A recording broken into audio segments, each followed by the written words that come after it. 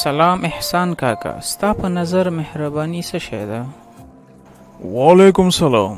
زما په نظر مهرباني دا ده چې له خلکو سره ښه چلند وکړي، که هغه کوچنی وي او که لویه.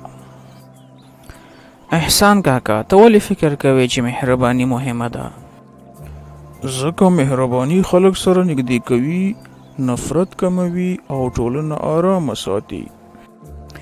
آیا مهرباني یوازې په خبرو کې ده؟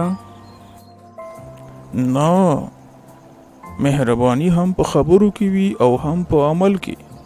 یو کوچنی کار لکه مسکا، مرسته کول یا بل ته وخت ورکول هم مهرباني ده. ځینې خلک فکر کوي چې که مهربانه واوسې نور به تا کمزوری وګڼي.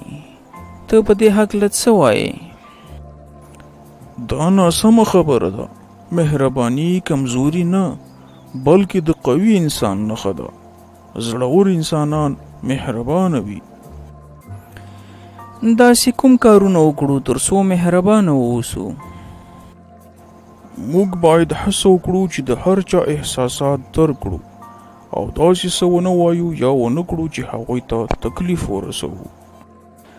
ډېر ښه احسان کاکا، زه به هم هڅه وکړم چې لا زیات مهربانه واوسم. آفرین سمې جانا، که هر څوک لږه مهرباني زیاته کړي نو نړۍ به ښایسته شي.